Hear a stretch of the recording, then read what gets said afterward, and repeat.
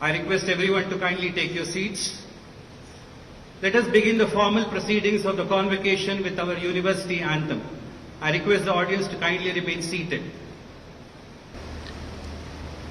Today I will deliver my speech neither in English nor in Hindi, but in English.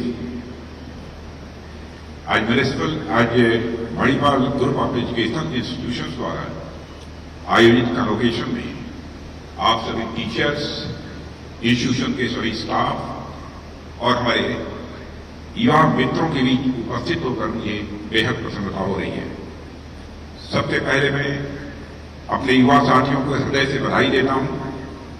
इन्हें आज degree के रूप में पिछले कई वर्षों की हार्डवर्क और कमिटमेंट का प्रतिफल मिल रहा है। मैं संस्थान के सभी शिक्षकों को भी बधाई देना चाहता हूं, जिन्होंने यहाँ स्टूडेंट्स और रिसर्चर्स के सपनों को एक नए पंख दिए और उनकी उड़ान को एक नई दिशा दी है। यह आप सबके परिश्रम का ही फल है कि Manipur group of educational institution आज देश में ही नहीं बल्कि दुनिया के एक रिप्यूटेड, हाईली रिप्यूटेड इंस्टीट्यूशंस में से एक है। साथियों, इस कन्वोकेशन में आकर मानो मैं अपने पुराने दिनों में पहुंच गया हूं। मैं आप सभी को बताना चाहूँगा, जैसा कि अभी मेरे संबंध में बताया गया, पॉलिटिकल कैरियर प्रारंभ करने के पहले मैं भी रिसर्च स्कॉलर रहा हूँ, मैं भी फिजिक्स का एक टीचर रह चुका हूँ। इसलिए एकेडमिक वर्ल्ड से स्वाभाविक रूप से मेरा लगाव रहता है।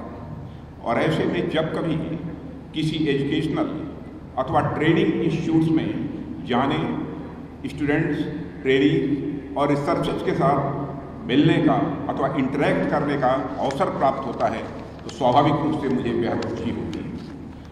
और इसके लिए भला आपके इंस्टीट्यूशन से बेहतर स्थान और क्या हो सकता था, जो एजुकेशन और रिसर्च में अपने कंट्रीब्यूशन के लिए internationally respected, not only respected but highly respected है और हमारे देश के एकेडमिक फर्मामेंट में भी अपना एक यह प्रमुख स्थान रखता है।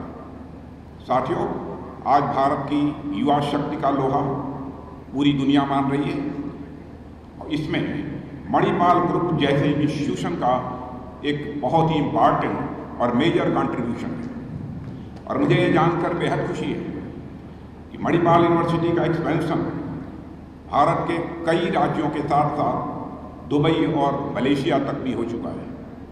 Manipal group of educational institutions की सफलता डॉक्टर TMA पाई के उन वैल्यूज़ को रिफ्लेक्ट करती है जिन वैल्यूज से उन्होंने इस संस्थान की जड़ों को अभिसिंचित किया है। लीजेंडरी इंस्टीट्यूशन बिल्डर डॉक्टर पाई अपने समय से आगे की सोच रखने वाले एक विजनरी पर्सनालिटी थे। मणिपाल ग्रुप और सिंडिकेट बैंक उनकी दो वेल नोन क्रिएशंस हैं जिनका भारत की शिक्षा और आर्थिक व्यवस्था में बहुत ही महत्वपूर्ण योगदान रहा है। उनके इन कॉन्ट्रीब्यूशंस के लिए आने वाले समय में उन्हें कृतज्ञता के साथ याद किया जाएगा, यह बात मैं विश्वास के साथ कह सकता हूँ। साथियों, मैं कर्नाटक की इस महान भूमि को हृदय से नमन करता हूँ। इसने भारत को ऐसी ऐसी ग्रेट पर्सनालिटी दी हैं जिन्होंने भारत की आभा को पूरी दुनिया में फैलाने का काम किया है। इस धरती ने दुनिया को भगवान बसवेश्वर जैसे आदि पुरुष दिया, जिन्होंने जन जन में ईश्वर के दर्शन किए और समाज में समानता की राह भी प्रशस्त की है।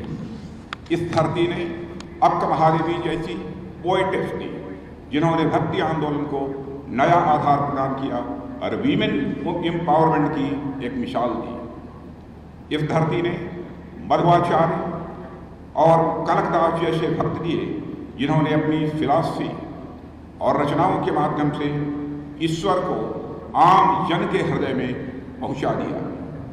साथियों, कनकदास जी के बारे में शायद आपको मालूम है, उन्हें श्री कृष्ण जी के मंदिर नहीं जाने दिया जाता था। तमाम तरह के रिस्ट्रिक्शंस और प्रोविजन थे। वह मंदिर की पिछली दीवार में बनी एक झांकी से भगवान के दर्शन किया करते थे। पर कनकदास जी के प्रेम और भक्ति की शक्ति देखिए कि उन्होंने सर्वशक्तिमान भगवान श्री कृष्ण को भी अपनी ओर मुड़ने के लिए मजबूर कर दिया था। आज भी मंदिर में भगवान अपने रथ समेत पीछे की ओर मुँह करके मानो कनकदास जी से सीधा संवाद कर रहे हो। संसार में फिजिकल ऑब्जेक्ट्स की ताकत को दुनिया देखती है, पर मन और प्रेम की ताकत को का इससे बड़ा उदाहरण दुनिया में शायद और कोई दूसरा नहीं हो सकता है। मॉडर्न एज में साथियों, मॉडर्न एज में इस भूमि ने भारत रत्न एम विश्वेश्वरैया जैसे महान इंजीनियर इस देश को दिए, जिन्होंने इंजीनियरिंग के क्षेत्र में पूरी दुनिया में भारत का मस्तक ऊंचा किया है। डिफेंस के क्षेत्र में भी फील्ड मार्शल के करियप्पा जैसे ब्रेव सोल्जर और फॉर्मिडेबल लीडर इसी धरती की देन है। देश की सॉवरेनिटी की सुरक्षा के लिए अपना शौर्य दिखाने वाले वॉरियर्स का जब जब नाम लिया जाएगा, फील्ड मार्शल के.एम. करियप्पा का भी नाम उसमें सबसे आगे होगा। इसी तरह कर्नाटक से संबंध रखने वाली अनेक पर्सनालिटी हैं जिन्होंने अपने नाम का परचम पूरी दुनिया में लहराया है और देश के युवाओं के लिए नए नए सपने देखने के लिए उन्हें प्रेरित किया है। हमें इन पर्सनालिटीज़ के आइडियल्स और वैल्यूज़ को अपने जीवन में उतारने की आवश्यकता है। साथियों, जब मेरे यहाँ आने का निश्चय हुआ तो मेरे दिमाग में यह बात चल रही थी कि मैं आप लोगों से किस सब्जेक्ट पर बात करूँगा। तो पहली बात जो मेरे दिमाग में आई वह यह कि किसी एजुकेशनल इंस्टीट्यूट में बात करने के लिए एजुकेशन अथवा शिक्षा दीक्षा से बेहतर विषय भला और क्या हो सकता है। जब मैं यहाँ शिक्षा दीक्षा की बात कर रहा हूँ तो उससे मेरा मतलब एजुकेशन के सैद्धांतिक, थ्योरेटिकल और व्यवहारिक यानी प्रैक्टिकल दोनों रूपों से है। यानी हमारे पास केवल ज्ञान न हो बल्कि विवेक भी होना चाहिए। हमारे पास केवल नॉलेज न हो बल्कि हमारे पास विजडम भी होना चाहिए। नॉलेज और विजडम को लेकर आप लोगों ने एक छोटी परंतु बड़ी प्रोफाउंड बात सुनी होगी कि knowledge is knowing A tomato is a fruit and wisdom is not putting it in a fruit salad. यानी टोमेटो एक फ्रूट है, यह जान लेना तो नॉलेज है, पर फ्रूट होने के बावजूद टोमेटो को फ्रूट सलाद में नहीं शामिल करना है, उसे उसकी ज़रूरत की जगह ही प्रयोग में लाना है, यही विजडम है।